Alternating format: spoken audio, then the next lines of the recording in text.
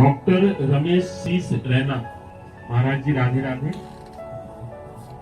भगवान शिव कैसे दिखते हैं और भगवान कृष्ण शिव विष्णु राम कौन है? क्या प्रश्न है? भगवान शिव कैसे दिखते हैं पहला प्रश्न। दूसरा, भगवान सही माने में तो उत्तर है जैसे आप देखना चाहते हो वैसे दिख रहे हैं अब भी। शिव पुराण में लिखा हुआ है, भगवान शिव स्वयं कहते हैं कि मैं समस्त पुरुष रूप हूं और हे भगवती तुम समस्त स्त्री रूप हो, क्योंकि मेरा और तुम्हारा चिन्ह पूरी सृष्टि में, हम शिव पुराण के अंतर्गत कह रहे हैं, जितने भी पुरुष हैं सब शिव स्वरूप हैं और जितनी भी स्त्रियां हैं सब नारी स्वरूप हैं। अब आप किस स्वरूप में महादेव जी को देखना चाहते हैं? सर्व रूप में या रुद्र रूप में या शांत रूप में? किस रूप में? जाती रही भावना जैसी प्रभु मूरत देखी। प्रभु कैसे? तुम्हारी भावना जैसी वैसे। किसी की भावना है कि प्रभु का रूप नहीं तो प्रभु अरूप रूप से अनुभव में आते हैं। किसी की भावना है प्रभु राम रूप तो राम रूप में। आज हमारी भावना कामी है तो कामिनी रूप में। जैसी हम भावना करते, मेरे प्रभु के सिवा ना कोई था ना है ना रहेगा, हम जैसी भावना करते वैसा आज है। वास्तविक शिव का स्वरूप देखना है तो खूब शिव शिव शिव शिव रटो और वो कृपा करके अनुभव करा देंगे। वो वाणी का विषय नहीं, जो वास्तविक शिव का चिदानंद स्वरूप है वो अनिर्वचनीय है और वो स्वयं दिखाए तो आप देख सकते हो किसी की सामर्थ्य नहीं। स्वयं जाने के देहु जनाए, और जब जान जाओगे तो तुम में और उनमें अंतर नहीं रह जाएगा। समझ पा रहे? दूसरी बात क्या थी? माइक पहले उनको माइक दीजिए, कुछ बोलना चाहते हैं। मेरा ये प्रश्न था कि जो परमात्मा है क्या वो साकार रूप में है कि निराकार रूप में? ये क्या है आप इसे बताओगे? साकार है, साकार है ये है। इनको हम टच कर सकते हैं सभी को। हाँ। साकार टेंजिबल है। ये है कौन? मानव मानव आया कहां से? मानव तो मतलब इतने में समझो, कृति माने रचना। जी जी ये सब रचना है ना, तो कोई रचनाकार है ना, तो इतना मान गए ना। जी जी कृति माने रचना, प्रकृति, जितना भी जो कुछ है वो एक रचना है। इसका रचनाकार कोई है।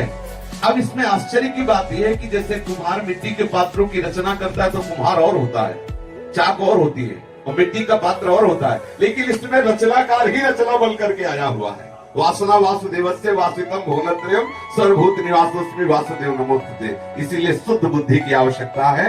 वो निराकार है, वो साकार है, वो न निराकार है न साकार है। वो सत है, वो असत है, वो सत असत से परे है। इसीलिए वेद जिसे नेति नेति कहते हैं, महामहिमा में योगी मुनि जिनके लिए तरसते रहते हैं और वो कृपा करके बरसते रहते हैं। हम जैसी भावना करें वैसा ही हमें अनुभव में आएगा। ये यथामाम प्रपद्यन्ते तास्तथे भजाम्यहम्, क्योंकि वही सर्व रूप है, उसके सिवा कुछ और है ही नहीं। ये बात समझ में आ रही है आपकी?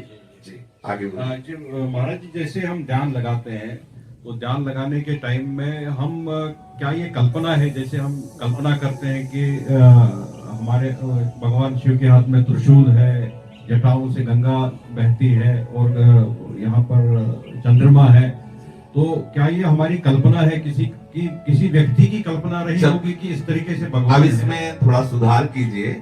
लौकिक दृश्य को लाने के लिए कल्पना शब्द का प्रयोग किया जाता है और परमार्थिक के लिए भावना का किया जाता है। भावना पवित्र होती है और कल्पना झूठी होती है। कल्पना में हम एक कल्पना कर रहे हैं, वो है नहीं, और भावना में सत्य है, वो है जो आप चिंतन कर रहे हो, ये है। संसार का जो दृश्य है ये कल्पना कहा जा सकता है, लेकिन प्रभु का जो स्वरूप है वो भावना किया जाए। आप जैसी भावना करोगे वैसा अनुभव आएगा। ये किसी कवि की कल्पना नहीं कि वो त्रिशूल लिए हैं, उनके माथे पे गंगा है, वो है।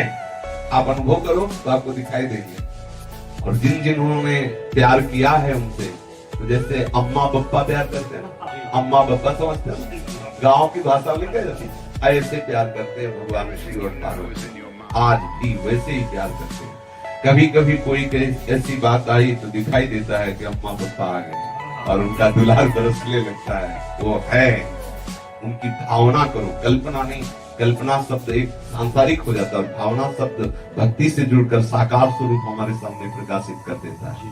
समझिए महाराज जी, जैसे शिव और पार्वती है तो हम शास्त्रों में लिखा है ये अर्धनारेश्वर है, एक ही शरीर में दोनों है, तो अर्धनारीश्वर असल बात वही, अलग अलग दो फिजिकल फॉर्म्स हैं, वो वही दोनों शरीर अलग अलग है। हम जैसी भावना करते हैं ना, वो वैसे एक ही तत्व है। पहली बात ये समझ लो, एक ही तत्व है, दूसरा नहीं। वही तत्व लीला के लिए अर्धनारीश्वर बनकर के दिखा रहा है, आधा मैं शिव हूं, आधा शक्ति हूं। फिर वही अलग अलग होके दिखा रहा है, देखो ये मेरा पूरा शिव रूप है, ये मेरा पूरा शक्ति रूप है। फिर वही चराचर रूप में होके दिखा रहा है, ये देखो मेरा वैभव है कि मैं ही चराचर के रूप में व्याप्त हूँ। और ये जो बात जान जाता है वो मुक्त हो जाता है, जो ये नहीं जान पाता वो बंधा रहता है, राग द्वेष और द्वंद्वों में जन्म मरण आदि नाना प्रकार के क्लेशों को भोगता रहता है। समझ पा रहे हैं?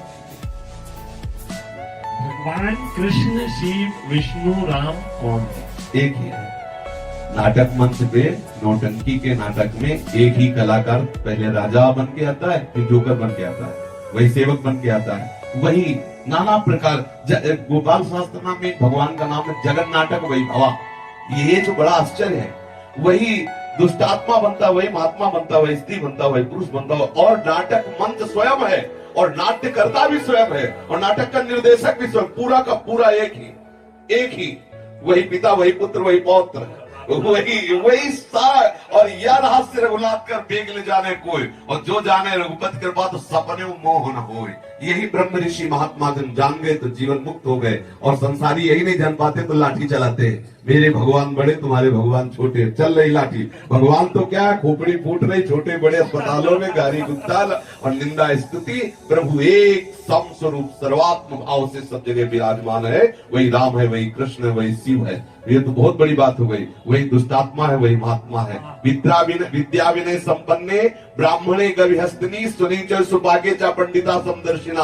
विद्या विनय संपन्न ब्राह्मण में, गाय में, हाथी में, कुत्ता में, चांडाल में एक ही श्री कृष्ण विराजमान, अर्थात एक ही श्री कृष्ण ये सब बना हुआ है। जो ऐसा जानता है वही पंडित है, वही शिव है, वही सौ है, वही राम है, वही कृष्ण है, वही सब कुछ है। अब आगे कह दिया जाए वही सौ है तो कान खड़े होंगे, वही सौ है, और सौ से ही भगवान का अवतार हो रहा है। पृथु और अर्ची अवतार सौ से हो रहा है। वेन के मरे हुए शरीर से भगवान का अवतार हो रहा है, पृथु और अर्ची का। अब बोलो वही है ना, वही शिव है, वही सौ है, वही शक्ति, वही चराचर जगत एक है। जो एक समझ गया वो मुक्त हो गया, जो अनेक समझ गया वही भ्रमित हो गया। बस इतना अंतर है। वही सब रूपों में वही राम है, वही कृष्ण है, वही शिव है। जहां आप अपने मन को लगा दो वही सबसे बड़ा है, और उसी का सारा पसारा है। शिव पुराण देखो तो सबसे बड़े शिव, देवी पुराण देखो तो देवी, भागवत देखो तो सबसे बड़ी देवी, भागवत देखो तो सबसे बड़े कृष्ण, गरुड़ पुराण जहां जो देखो, गणेश जी का देखो सबसे बड़े गणेश, क्योंकि वही सबसे बड़ा तत्व सब रूपों में खेल रहा है। तो कोई कहीं कोई छोटा है नहीं, और हम सब बड़े बनना चाहते हैं, नहीं बने। जिस मार्ग में चले हम सबसे बड़े बने, क्यों? क्योंकि सबसे बड़े का है, इसलिए सब बड़े बनना चाहते हैं। क्योंकि ये लक्षण है, पिता का लक्षण पुत्र में आता है। सबके हृदय में रहता है मैं टॉप पे पहुंचूं, क्योंकि टॉप वाले का है, सबसे टॉप जो है उसी का है, इसलिए सबके अंदर ये रहता है। मैं अगर चोर भी बनूं तो टॉप का चोर बनूं, बदमाश बनूं तो टॉप का बनूं, बाबाजी बनूं तो टॉप का बनूं, विद्वान बनूं, क्यों? क्योंकि वो टॉप का है, वो सबसे बड़ा जो एक अद्वितीय तत्व है उसी का है, इसीलिए उसी की तरफ भाग रहा है। मैं मरूं ना, मैं सदैव सुख में रहूं, क्योंकि अविनाशी का है, सुख सिंधु का है। ये लक्षण प्रतीत होते हैं कि हम सब उसी सच्चिदानंद के स्वरूप है, अपने को भूल गए देह भाव में। आज का सत्संग प्रारंभ था, अभिमान ही जन्मता मरता और नाना प्रकार के चाह भय आदि प्रकट करने वाला है। यदि देहाभिमान गलित हो जाए तो अभी हम जीवन मुक्त हैं, अभी हम परमानंद में। समझ गए?